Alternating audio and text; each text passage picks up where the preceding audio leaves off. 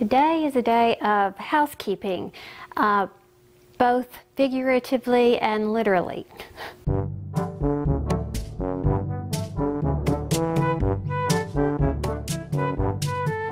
Hey everybody, it's me Margaret, and I am here with a little update on things that are happening in the sheepishly sharing world. And first and foremost, I will be doing some literal housekeeping today because my brother-in-law and sister-in-law are coming in tomorrow on their way to North Carolina. They're going to spend the night with us one night, so that involves, you know, cleaning like you have to do when guests come and stuff like that. So that's pretty important. And then another important thing that I want to read to you is an email, a thank you email sent to me from Sister Margaret Mary for all of you who had participated in her craft fair, who helped her raise money. You may remember, if you watch my channel, gosh, for the past several months, Sister Margaret Mary is a longtime subscriber. And she has an injury, and that prevented her from being able to produce the same amount of products that she would sell at her craft fair. And that's my camera rudely hung up on me because it ran out of battery. Does yours do that? Mine shows a battery icon that says full, and then all of a sudden it begins to blink and cuts myself off. So anyway, where I left off was explaining that the craft fair is the main source of revenue, one of the main sources of revenue for Sister Margaret Mary's music program. And we all know how the arts get shoved in the background when it comes to finances. So a lot of Sheepishly Sharing members had contributed to help her along with that, and here's her thank you note.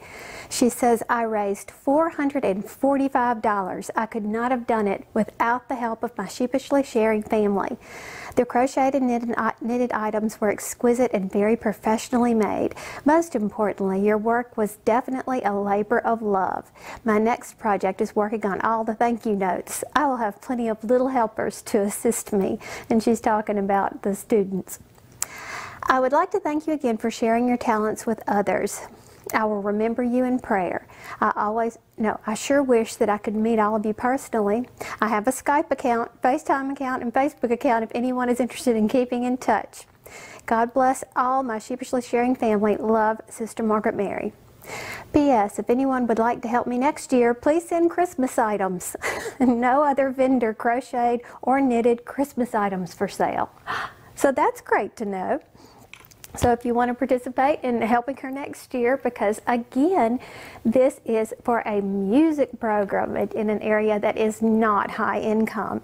And you can imagine there is not a lot of money, and she does a super job. And I always forget to tell you that she is visually impaired and can do more in one day than I can do in 1 month. This woman is miraculous.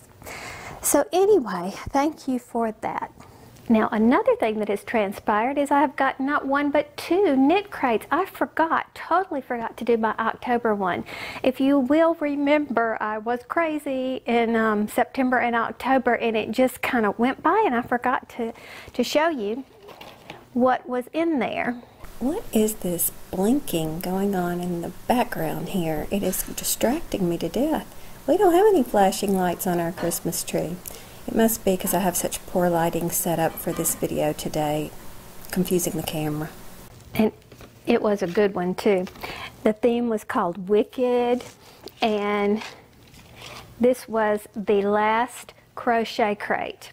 They're not doing the crochet crate any longer.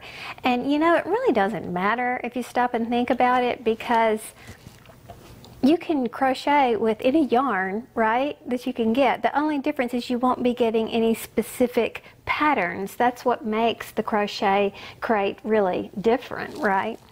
So it's not that big of a deal. But, so anyway, this was the last of the patterns and all. But we got some great yarn called You So Sporty, and it's called You. And this is You So Sporty because it's a sport weight yarn, and it comes in, well, they gave me these 4 colors. Can you see 4 colors? That's a black, a charcoal, a tan, and a blue. And it feels wonderful. Sporty striped scarf, has a little pattern on there, and it's 100% merino superwash, and you just can't beat that. So you can, and it feels really, really good. It's one of those twisted spins. I don't know if you can tell the way it looks.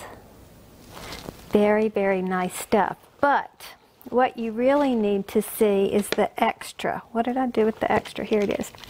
Came in this cute little bag. Now remember, this was for the month of October, right?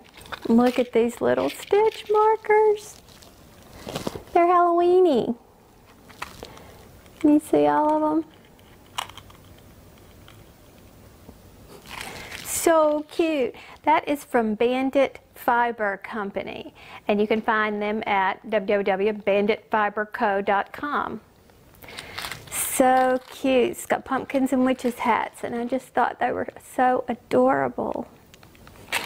So that was what was in October. Now, the November one that came to me was a sock crate, and if you'll remember that what I tell KnitCrate is just to surprise me. I can't imagine that they would send anything I wouldn't like. And they sent a sock crate. Now usually I share my KnitCrates that come to me monthly. I give, usually every other month, I will give one away. Well, I'm giving away the November one, but it's only to the members of my Facebook group. And by the time you see this, it probably will be over. But I would encourage you, if you have Facebook, to jump on over there and meet some of those people, because it's such a warm and friendly group of people, and I really wanted to thank them for being so supportive with one another, which is important. So I'm giving them that opportunity this month. So I wonder what we're going to get next month. And when I say next month, I'm talking about December, which is, I cannot believe, right around the corner. I mean, it's just... Where did this year go? I don't know. I did a live feed on Facebook to show them what the November KnitCrate is, and I also set the camera up for you guys as well. So let me insert that clip here. So the way this is working is that I'm opening it here live. Of course, it's recording and you can watch this at any time, but I will be picking a winner today. Now, I'm also recording this here to be played on my regular Sheepishly sharing videos so that they could see, if you're not a member of the Facebook group, you know, so that those people could also see what is in this box. Ooh, the theme is something cozy. That's my cat's name, Cozy. And what we have in this box, oh, it's the sock crate. And remember that you have different types of KnitCrates that you can get. And this one, I tell them to send me whatever, because I know I'm going to like whatever they send. And this is the sock crate, and it is some gorgeous yarn. Ooh, look at it. Let's see. It's called Chasing Rabbits Fiber Company. I don't know if you can see that with the glare, but the colors are just beautiful. Look, guys, the colors are beautiful. Chasing Rabbits Fiber Company. And of course, it is absolutely beautiful as always. You can find these people on Etsy, Chasing Rabbits Fiber on Etsy. Instagram as well, Chasing Rabbits Fiber, all one word. This is called, what? Forager's Harvest. It does look like harvest colors. Coming out pretty true on this camera. Not so sure about this camera, but you do have the better light. Yeah, it is. Yeah, it is. It's coming out pretty good. So anyway, that's what the yarn is. Then there is a sock pattern for the Thunderbolt socks. I'm going to let the Facebook group see it first. Ta-da-da! The Thunderbolt socks. And of course what you get with that is a code so that you can download that pattern. And then there's always a little something extra. And this comes from the Steady Hand. Oh, we love the Steady Hand. Remember, she did a giveaway on our channel as well, and this is a needle holder so that you can tuck your needles. It has little snaps right here, so if you're in the middle of a project, you can stick your work in here and you snap it, stick your needles in here and you snap it closed, and then your work can't fall off your needles. So isn't that handy? And that's by the Steady Hand. Oh, you can't see that. The Steady Hand.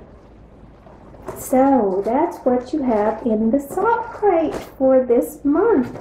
And it's going to be given away to members of the Facebook group. So sorry everybody watching here who is not a member of the Facebook group, because it will be given away today, which is Wednesday. Yeah, Wednesday, November 29th. At the end of the day. But this is a very active group that we have here on Facebook, and I really want to thank them. They are incredibly supportive with one another. And I do have some good news to say that YouTube is working on a Facebook-like interaction thing where we can post pictures and stuff. So that would be kind of neat. But I just really like the interaction of the friendships that are being built within this group. Now we do have a Ravelry group, and that one's run by Sarah, and I was going to close it down because it wasn't all that active, but as it turns out, Sarah had her own little group there that was interacting, and she said, no, leave it open, and I said, great. So she's kind of running that over there. So, and that's good. It's not huge, but it's fun, and the key thing is it's not how big it is, it's where you find your friendship. So, and look, speaking of friends, there's Joanna and Olander. Of course, I'm talking about the Facebook group, and the link is always in the description box of all my videos so that you can get directly to the group. As a rule, I don't usually accept friend requests from the yarn community, and here's a brief explanation of why. And another word about that is if you've ever tried to friend me on Facebook, like just general friends or whatever, you might notice that I don't just automatically accept everybody as a friend, and that's because I kind of keep it separate. I use Facebook for my personal family and friends and things like that. And there was a time when I did allow everybody, you know, all my yarn friends from all over the world to be on there, and I couldn't keep up with the feed for my friends and family that I'm really supposed to know what's happening in their lives. And so what I had to do was kind of set that separate, and that's basically when the Facebook group came up out of that need. So if you have tried to friend me on Facebook and I didn't accept your friend request, please don't take it personally. It's just that there's only so many hours in the day, and in order for me to manage everything, I have to compartmentalize. So if you're on Facebook and you want to interact with me and with all these great people, then join the Facebook group. I brought you out here so you could see this store-bought poncho that I have. I get more compliments on this thing, and it is so simply made. Can you see it? It's literally one big giant rectangle with a neck hole and sleeves, if you can see how it's made. Very, very simple, and it's so comfortable. I mean, I literally feel like I'm just wrapped up in a nice soft blanket. This is 100% acrylic too, and very high quality soft acrylic. But if you'll see, it's kind of a loose weave, isn't it? It's like a sport weight, or maybe even thinner than that, done on larger needles, which makes it extremely drapey and stuff. But I absolutely love this thing. I can't wear it too much because it's very recognizable, I guess you could say. So I wear it a lot at home. But it's so easy. But I would encourage anybody, you wouldn't need, I mean, there are free patterns out there for simple patterns, I mean simple ponchos like this, but I thought maybe that you would like to see one in action that is store-bought. Now the next videos I'll be putting up will be some tutorials for some really simple novelty scarves that I just had a good time, well, am having a good time making. And I don't know when I'll get those up, but it should be within the next week or so from the time of this recording. So let's just keep those a secret for now, but they're just fun and easy and can be done pretty much in any yarn medium. If you knit, crochet, Addi, you can loom knit these, Tunisian, whatever, you just have to figure out how to do it, and I'll give you the dimensions, and I did mine on the Addi, so you know, but very simple anyway. Now, besides this being a very busy time, and it's difficult for me to find the time to actually sit down, film a video, and then do the editing and the uploading and all that kind of stuff, I have also been suffering with Lyme disease, and I don't think that I've brought that up yet. And I have been dealing with it for several months. The normal course of action, of course, is not the one that's working on me. And Lyme is very complicated, as a matter of fact. And unfortunately, the Infectious Disease Center, or whatever the proper name is for that governmental institution, it's functioning on information that is 8 years old.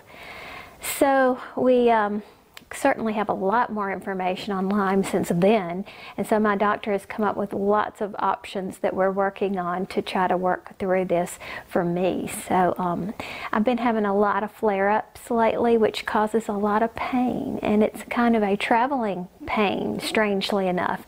It affects me very much in my hands, but you might get it in your neck, in your back, in your knees, your joints is what happens. As a matter of fact, my thumb literally pops out of joint in the night time. As a matter of fact, it's always worse at night. So I am having a little hard time working on projects and just doing all the things that I have to do in my regular life. Some days are great and some days are not.